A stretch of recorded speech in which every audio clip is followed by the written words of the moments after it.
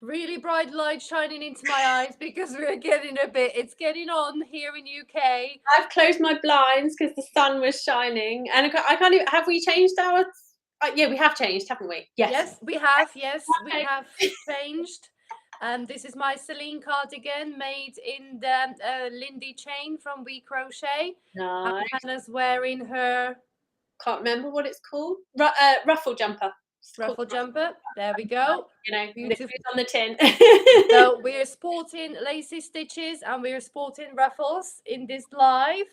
And I've mentioned the beautiful Lindy chain yarn from We Crochet. And if you wanted to grab yourself some yarn from We Crochet, we have got $40 gift cards that you could possibly win if you scan this QR code, which will bring you into a Google form, and you can pop your email address in there, which is going to count as your entry to the giveaway. The giveaway runs all the way until Tuesday, 6 a.m. EST or 11 a.m. BST. I'm going to be a pro by the end of Well the done. How do you remember that? Like, ask me what time it is in Tokyo. Don't. But yeah, that's our giveaway going on for the $40 gift cards. But even if you don't win, we still have amazing 15% off coupon code to go over to crochet.com and do a little shopping spree, whether you want to grab yourself hooks or yarn, whatever they've got. It's garment 15, so that's your 15% off discount code for crochet.com. So you can go ahead, go over there right now. It's valid until the 27th of March. And we've already got people popping in with questions for our next host. So let's bring on the fabulous Raylin from Hi, Raylin. for some stitching. Hello. So Raylin delivered a fantastic lesson all about yarn. And I know we've had loads of questions in our previous Q&As that we're going to answer together with Raylin. We're all going to pitch in with our little bit of knowledge about yarn, but the real pro is Raylin, because she put together an amazing lesson, which I hope you all enjoyed. So yeah, let's jump in. We've got some comments from a Facebook user. Sorry, we can't see your name. My sweater. It's blooming. My pink sweater, like, honestly, hopefully it'll be a bestseller when I launch it then. So the pink sweater that I was wearing earlier has not launched yet. It's in the final stages of testing, and I need to edit the video, and I promise it will be launched soon. I promise. Absolutely. So, Raylin, how are you? Tell us, how are you? What it's like where you are? It's good. I come from, right now I'm in Arizona, USA. I know you guys are completely on the opposite side. And things have been a little crazy here because I am in the process of moving. Yet again, I feel like we've been moving every couple years. Fortunately, this time we're staying in the same state, so we're actually just moving right down the street. So it's not going to be quite as crazy and hectic. We've gone from Washington State to Idaho and now to Arizona. So yeah, so I didn't know, like, for people who don't live in this, like, they're a long way away from each other. Yes, they're not just down the road, are they? They are not down the road. So yeah, actually the drive from Idaho to Arizona is a 26-hour drive. Wow. So we have made it multiple times just moving stuff from Idaho to Arizona. And we haven't even officially got everything out of Idaho, and we're moving again here in Arizona. But this one's it's like 10-minute trip down the road. So thankfully. Okay. Yeah. Slightly better than 26 hours. Yeah. Slightly, just a little. Yeah. Just a touch. Although, could you crochet in the car? Because, you know. Yes, I can, up to a certain point, because I don't know about you guys. I get car sick very easily. So I always have to carry Dramamine with me. But yeah, so for a while I'll be able to crochet, but then I have to stop. And yeah, it's one of the things. I never really get a full project complete on the road. Excuse me. But I do get a good chunk of it done. So fantastic. Yeah. I can't crochet in a car at all. I've tried. I'm not normally like car sick or anything, but when I sort of get my head down and was looking at the crochet, I couldn't do it. Honestly, all these like I had cold sweat running down my back. Oh no. It's like car sickness without just like, because that'll happen to me just being in the car. And mostly it's the back seat, but it's even worse if you try to read something. Like, have you ever tried reading while you're in the car? It's awful. Don't do it. If you can't crochet while you're in the car, don't try reading. It's even worse. So there's people. There are people on. Yeah, we have people from Ontario, a couple of them from Ontario. Hi, nice to meet you. Wonderful. Yeah, so pop your yarn related questions in the chat. But Veronica, you had some, didn't you, sent through to you? So do you want to go with those? I have saved them from the previous lives as well. So if anyone asks a question about yarn at all you didn't answer, we are getting to them now with our guest Ray Lynn. So we've got how to tell if a yarn is a good substitute. With a limited budget, my options tend to revolve around Red Hard, Leon Brand or Yarn Bee. But how can we tell a yarn is a good substitute? So one of the best things that you can do is if you have a particular yarn that you use, like you just said, Red Heart or Yarn Bee, and you want a good substitute for those, yarnsub.com it's where I go hands down. If I have something like that in particular that I already know what I'm looking for, you just go there. It's super easy. Yarnsub.com. You go and you put in the name, the brand, and then the name of the yarn, and it'll actually pull up a bunch of options for you. And it's really great because they give you a percentage as well. And for me, I don't know how everybody else does it, but for me, I try to pick something that's at least 95% match and above. I don't like to go below that because then I think it's kind of getting, your fibers are starting to get a little bit more different. Your textures are going to be a little bit more different. So when it pulls up that list, there's like, it'll tell you it's like a 99% match, a 98% match, and always try to go as, high on that percentage as possible because what it does is it really does try to match up the fiber content, the yarn weight, everything. So you're going to get the closest match that you can. Because it's hard, isn't it, really? I often think like you can match like the weight fine, but the fiber might be completely different. And then you'll end up with a massively different garment. Right. And your garment so your garment could be completely different. Your sizing could be off. It really could end up causing a large headache. So you really do want to match up those fiber contents as much as possible. Especially if you're going from a pattern. So if you're going from a pattern and the designer has given you a recommended yarn, please do your best to either use the recommended yarn or find one that matches as highly as possible, like a 98, 99% match, because then you're getting the closest that you can to the designer's product, right? If you use a completely different yarn, people will come and they're like, well, it didn't work. Why isn't my garment fitting? Why does, it fit on this person, but not on me? And, did you use a different yarn? Did you use a different, there's a lot of things that go into it because the fiber content really, really is important. It's going to affect, not only color, but drape. It's going to, affect how it gets seamed together. It's going to affect how it feels on your skin. There's really a lot that does go into it. So if you are going from a pattern, it's really, really best to get as close as you can to the designer's recommended yarn. Definitely. And it also goes to say, I mean, this took me a little while to work out myself, but when you look at the yarn label, you very often have got the yardage or how many meters you can fit in, say, 100-gram ball of yarn. So it's fair to say that when you pick up a DK weight yarn, they will still quite differ, don't they?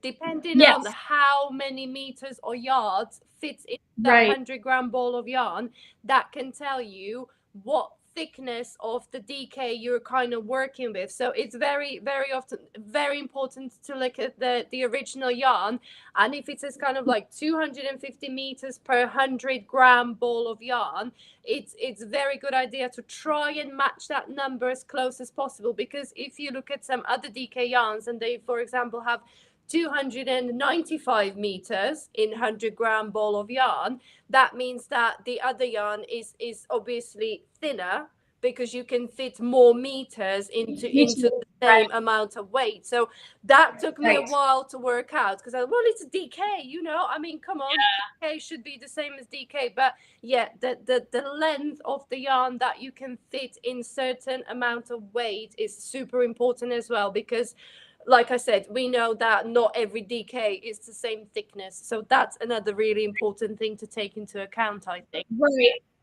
And it's the same thing with your medium weights too. I mean, I use Karen Simply Soft a lot. I don't know if you guys use that, but I really enjoy it. A lot of people don't, because it's not a typical medium 4 worsted weight, right? You have the same kind of issue going on where it's actually more of a thinner weight. A lot of times I tell people it's really more of a lightweight 3, even though it has, you know, the same amount of, you know, plies as a regular medium 4 worsted. So there's a lot more that goes into play with yarn than a lot of people realize, I think. Yeah, absolutely. And you mentioned one website, the yarnsub.com, that actually does a lot of this for you, doesn't it? They kind of match the yardage, match the type of fiber that's used, even match the twist and all that kind of stuff. So it's a very good starting point. So you can get your suggestions from that website, you know, get these yarns, and then you can then go on and do your own little research and look at the meters in the ball, and really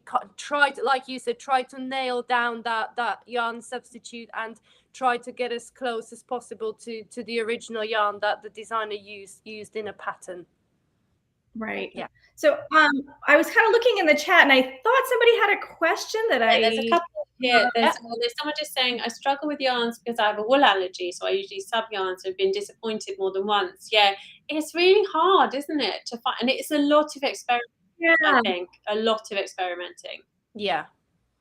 And it's going to be really hard. You know, she's asking you, is there a fiber substitute that you could use instead of wool? And unfortunately, with like fibers, you know, a wool fiber is a wool fiber. You can't, you know, it's going to be really hard to match, you know, fiber made from a different animal to wool. Does that make sense? Because, you know, they each have their own unique properties. So, you know, unfortunately, I don't know if there is necessarily a different fiber out there that is going to be, you know, a perfect substitute for wool. I don't know if you've tried wool blends, like I don't know if it's wool at all will cause the allergy, but there's lots of different types of wool out there. So it could be a specific type of wool that you're allergic to. So I would actually suggest trying different wool blends and maybe trying to figure out if, you know, is it a specific wool that you're allergic to, and maybe you can use a different type or a blend where it's not as highly concentrated in that yarn, if that makes sense. That would be my best suggestion. I don't know if Hannah or Veronica has a better suggestion for someone who is dealing with that type of allergy. Definitely. I think because the other problem then, if you think about, oh, well, maybe I should go for a linen or a cotton or something like that, that has massively different properties as a fiber to your wool. And the designer will, I mean, of course you can try it, but a cotton used where a wool has been, you know, to design will be a massively different, like, garment. Like this in cotton would be so heavy. Yeah. Whereas actually what's yours made in, did you say? Lindy chain. This is Lindy chain, yeah. So this is linen, yeah. Yeah, it's got linen in it. So that's been designed to be more lightweight. So I think it's easier to use a wool in replacement for a cotton or a linen than it is to use the other way around. Right. Yeah. It's hard to replace wool, as it were. Right. Yeah, I think it's fair to say that every time you're gonna substitute yarn, the results will slightly differ. I mean, you know, unless you really use the original yarn that the pattern calls for, you have to take into account that there will be slight differences to your finished result as opposed to the original make by the designer. But you know, that's the beauty of it, that even if you don't achieve the exact same result, you might actually invent something completely new. Right? You might like it. You end up loving it. I mean, it could be exactly what you wanted and you just fell upon it. And that's one of the beauty of, you know, crocheting garments, is that you could end up with something that you didn't even intend, but it just turned out to be perfect. I mean, I'm sure we've done that all before, haven't we? When we try to design something, you think, well, this is not what I intended to make, but oh my gosh, this is good. Oh, it's great. I love those happy accidents. Happy accidents. We've got someone here asking, should we swatch a larger block to help with checking the fabric if we use a different yarn than suggested? So I don't know. I actually don't know this. Sorry, I don't know the schedule, but I know Sarah is talking about gauge. Yeah. So that's actually a really great question for her. But I can tell you that the way I do is I do swatch a larger block, and I do this just, it doesn't matter if I'm substituting yarn or not.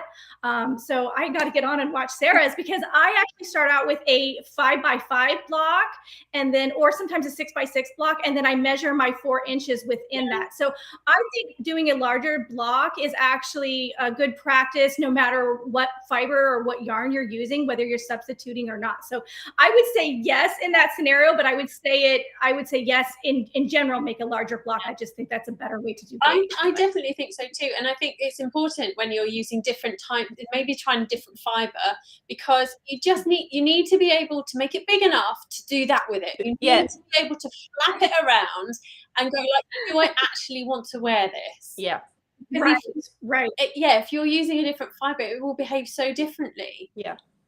And because gauge, you will get a better, if you make kind of like a 4x4 inch each swatch, you're not going to get a lot of information from a small swatch. So if you make something slightly larger, then you can stretch it, you can feel it against your skin, like the shake test. Yeah, that's a very good test, as Hannah said, to see how the fabric behaves on you. So if it's kind of what you want it to do, is it drapey? Does it have movement? Has it got a bit of stretch in it? So I would definitely agree that larger swatch when you're substituting yarn, just to give you a general idea of how the finished fabric will behave in your garments. Yeah.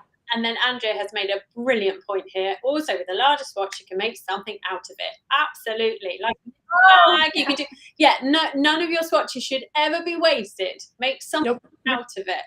Or, as I learned the hard way once, don't ever do something with it before you finish your garment, because you may well have underestimated your yarn and need to undo your swatch to finish off your garment. I've done that. I was like, I've run out. Oh dear. Gauge swatch may save you. What Chris said here. Chris is back with us.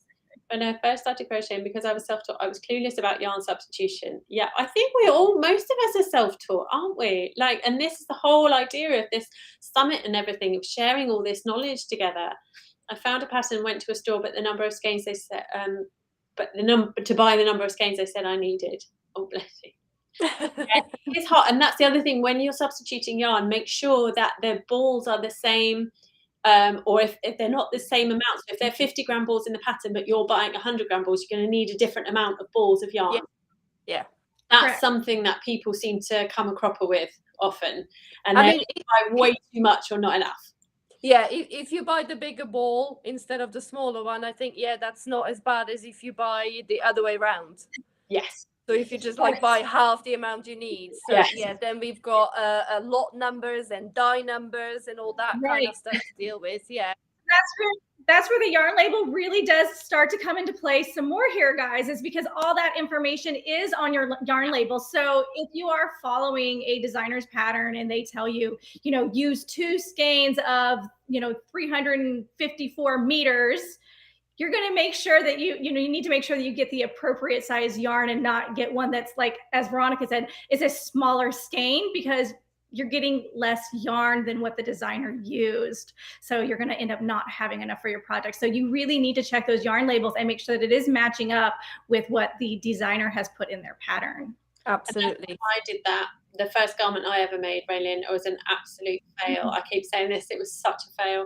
I didn't know what gauge was. I didn't know anything. I didn't buy the right weight of yarn because I didn't know that there were different weights of yarn, because and I should have researched it more probably. But I bought so much yarn. Honestly, I could have made about 4. I had no concept. I had no idea how much, how far a ball of yarn would go.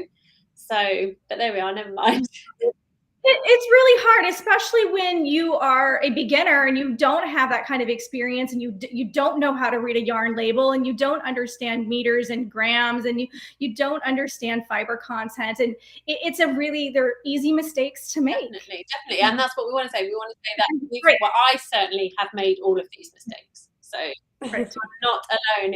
that as well, but that's really why we're doing this, right? Is to put together this summit so that people can come and learn and grow and know these things as they move into garment making or, crocheting garments, even so that, they don't make a lot of the same mistakes that we have. Absolutely. Yeah, because very often as a beginner, I mean, I don't know whether you guys did, but as a beginner, you kind of you go to yarn store and you grab the cheapest yarn possible. Oh, yeah. Most acrylic, scratches, anything, but because it's the cheapest, you kind of want to get that ball of yarn to practice with, to have a go and, trying the stitches and learning. So it is quite a big step up then to take fiber content and yardage into account. Learn all different things about the yarn that is going to affect the finished object and your project. Yeah, definitely. Eva's just asking here, she keeps finding the videos by accident. I've signed up. Where do I go for all the sessions? You go, let's find the doobry. Where's the thing? I keep saying these things. So join this. Oh, sorry, Raylene, I've covered your face up. There we go. Let's okay. Click on that and I'll pop it in the chat as well. This page, this is like the home page for the summit, and it's got all of the links for all of the sessions and all of that kind of stuff. As to where to find us all. So go grab it, because there's loads still to come, and all the videos that have already premiered today, they're all still available. You can go and watch them. That's right, the links are there. Until the end of tomorrow, they're all available. So go grab them. Absolutely, yeah. What's more here? Oh, there's people saying, I buy according to yardage needed, not number of balls or skeins. Perfect. That's a very good idea. That's a really good way to go. Fantastic. Chris said here. Chris said, I never even compared the size of the skein. I usually had to go buy and back more. I can't speak. Back and buy more. Yes, yeah, definitely. And they never have the same colour in stock or anything, do they? When you get it. Yeah, it is kind of important to try to get it right the first time, because these colors, a lot of them have die lot numbers. So you're going to get a different batch if you go back, and the color might not be exactly the same. So these are important things to learn, so that what you make sure you get everything you need for that particular project before you run out. Yeah, definitely. On this, I don't know what this person's saying, but I've noticed there aren't any dye lots on yarn now. When years ago it was important to have all the skeins the same. Why is that? I haven't noticed that. Most of the I haven't noticed that either. That's interesting. I wonder if it's a particular company that stopped. I was gonna say, I was gonna say, is there anyone in particular that you've noticed? Because I think, I probably don't take much notice though. Actually, people here to look in my stash, I'm like. But I think they are dyed on such a big scale now, aren't they? Yeah.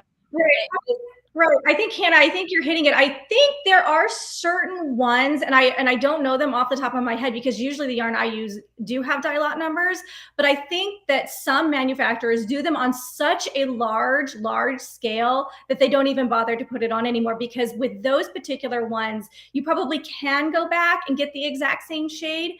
But I think that is probably when a manufacturer has more of a mass production. It's definitely not going to be for either a smaller company, or if you're purchasing hand-dyed yarn from somebody, they're definitely going to be different dye lots for those. So I think it has to do with the scale on which that particular product is being dyed. That's really interesting. Lots of people are popping in saying, so Red Heart doesn't use them, We Crochet doesn't use them, Really? Shapies doesn't use them. I must have a really old stash of yarn then. I need to update. Shapies yarn has got dye lots, but maybe that's just because it's a bit old now. I do have my twill label here, and it has got a lot number. So maybe maybe that's really information. That's really interesting. Lots of companies they have heritage color match. Really, that's very interesting. I mean, I must admit, it's a long time since I've had. Well, Raylene, you had something, didn't you? I can't remember what it was, but there was some yarn that you were making something, and you were like, "Oh, the back doesn't match the front, even though it's the same color." So I think it's worth. Yeah, I did, and I do think that. I think that was.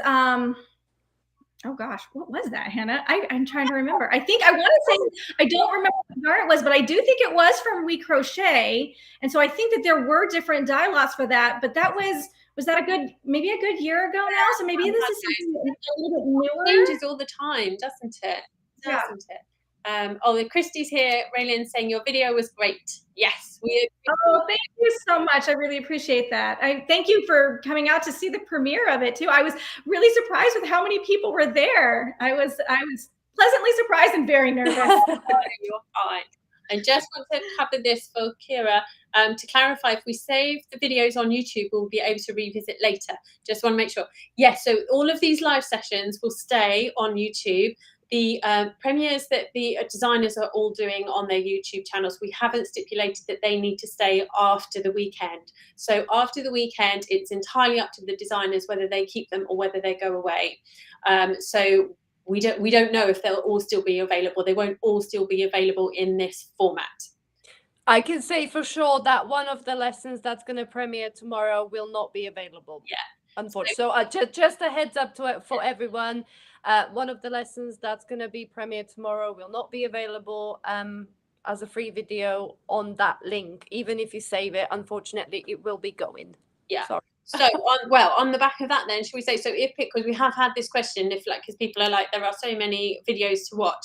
If you want to buy the lifetime all access pass, you still can do. You can click on that link there, and that will get you lifetime access. They will never ever disappear then. That's right. Yeah, they will always be inside the all access pass. Yeah, they will not disappear from there.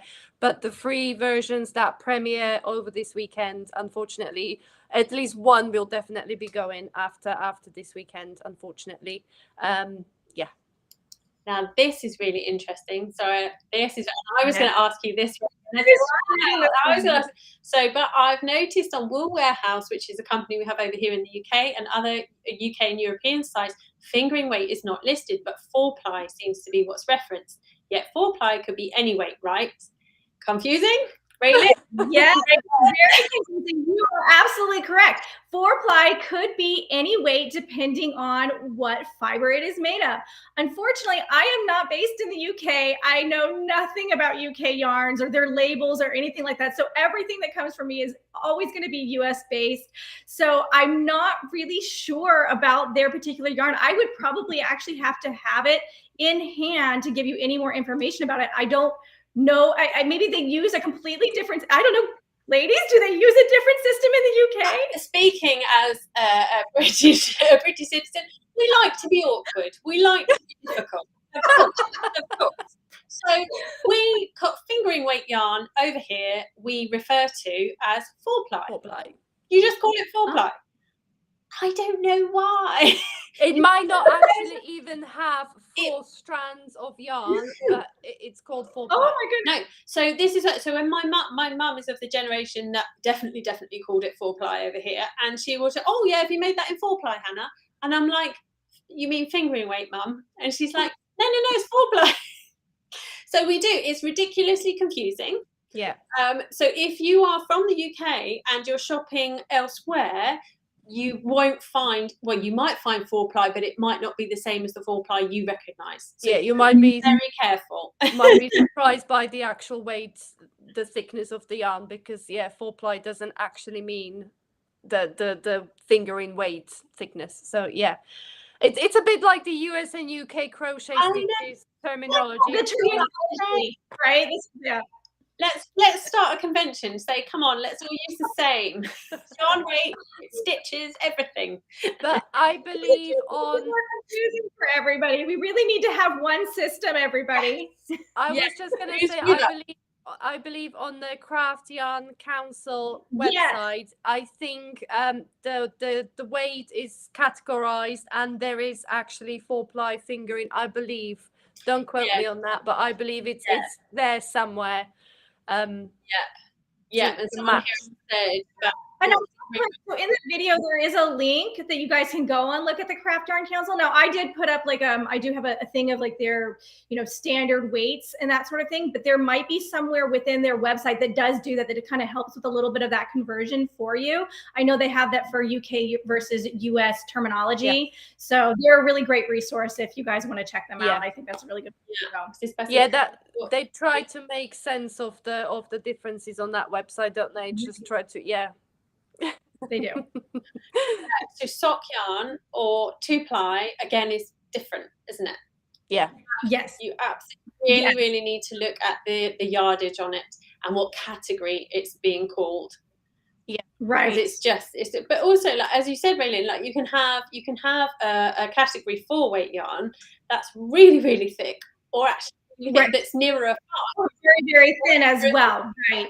And it makes it very confusing. And that's why I think having at least a basic understanding of yarn weights and your fiber content is important, because you know, like you said, this person said, you know, it's fingering weight. Is it 2-ply? Well, you know, it depends on the fiber that particular yarn is made from. You know, a fingering weight could be a 4-ply, you know, which is what's, you know, you guys say in the UK could be a 4-ply, or it could be a 1-ply, and it does make it very, very confusing. Which is like I said, having a basic understanding definitely does help. And then using yarn sub, of course, if you know, it's a lot of information to retain. Not everybody is going to be able to remember every fiber content. I can't do it. I know there's just no way. So yarn sub really does help, but it is a confusing things. But I do hope that the video lesson at least kind of help with some of the basics of that understanding.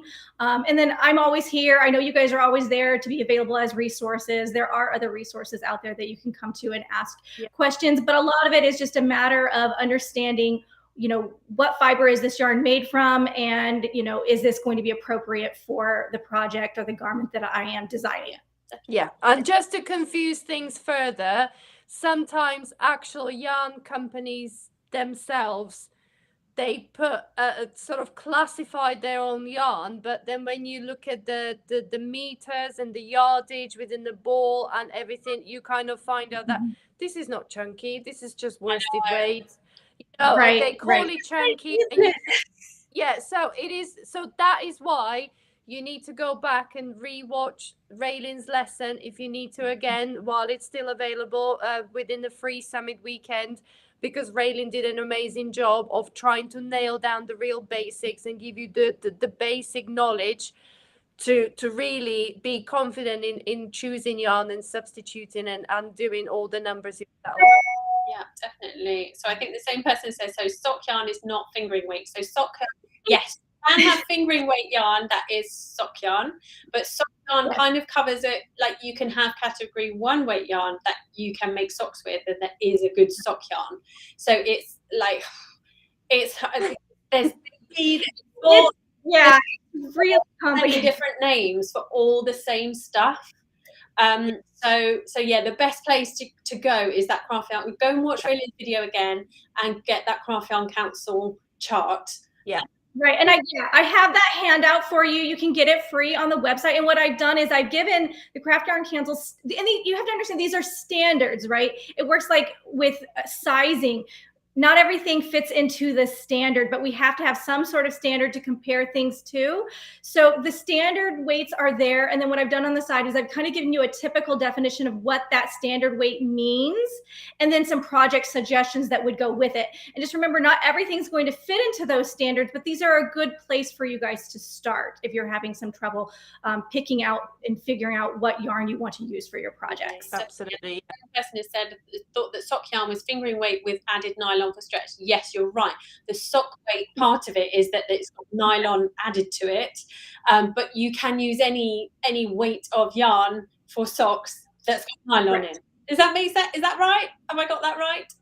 No, to be honest, I think when people say sock yarn, because there is a lot of patterns for socks that use 4-ply or fingering weight yarn with the added nylon.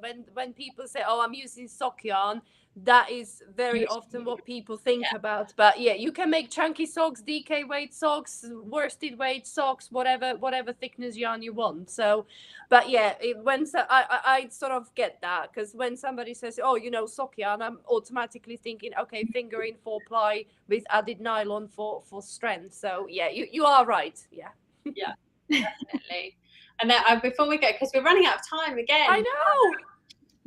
Susie has said here, I had to call my mum to tell her about how fabulous all the videos have been. Thank you, Raylene. That's so lovely. Thank you so much. Right, so have I missed anything? Where are we? Yeah, let's have a quick look. oh, here we are. Someone said that big box stores have curbside service, and I won't use for yarn because of the possible multiple lot numbers. Yeah, it is hard, isn't it? And I do find that if I'm ever shopping for yarn in a store, sometimes you have to really rifle through the stuff to find the ones that actually match and the lots that match. But it is worth it, I think. I think that's worth it. Absolutely, yeah. Because especially with like a cream yarns, yes, cream colored yarns, you might not notice it after your first few stitches, but after a lot of rows, when you step away from your project, then you think this is completely different, and it shows, and you can really see it. So yeah, it's definitely worth checking the numbers. Definitely. Right. Thank you. Sorry, I'm reading the chat on the side, and there's people saying thank you, and some that will be watching the video again and again and again. And I just wanted to quickly, I know we're running out of time, so I just wanted to quickly jump. Thank you guys so much. I really appreciate that. I'm glad you enjoyed the video. Thank you guys for coming out to watch the premiere and to be here for the summit. We love that. Oh, thank you for joining us, Raylene. And so next, everyone, you need to click on the Cody thing that it's all shiny in the middle there. And then we are going to Claire next, aren't we? To talk about yarn again, but chunky. Yep. So chunky. And learn. I learned so much in Claire's video. So yep. watch Claire's video and then come back and meet us in about half an hour. I'll get a quick drink and we'll see you back here. Quick outfit change. Quick outfit change, of course. Of course. Right. Thank you so much, Raylene, for joining us. It's been amazing. Of course, thank you so much for having me.